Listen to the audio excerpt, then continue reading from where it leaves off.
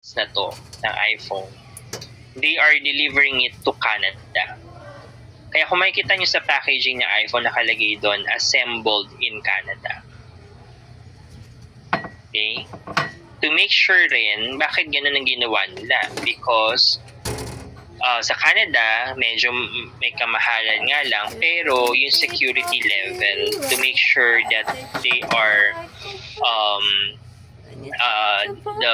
they will be it will be assembled based on their safety and security protocols. But hindi na lang sa US, sir.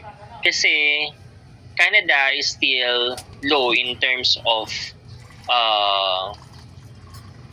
labor costs compared to US. But the security level of Canada may be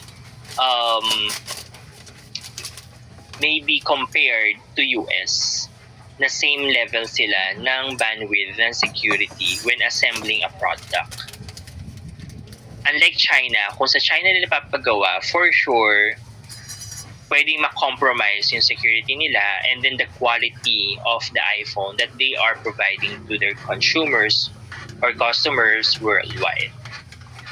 So what I'm trying to say here is that in order for a company to save money and to become and to become efficient when it comes to high production with a low labor cost, they are choosing countries that can provide this aspect. In the Philippines, some of the many US companies, they go to they move their back support services in the Philippines. Why? Because we have the quality that they need. We have the necessary skills that they need.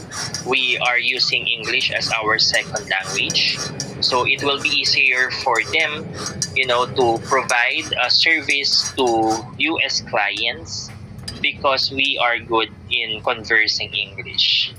The only difference is that in the Philippines, they only need to pay a very low labor cost.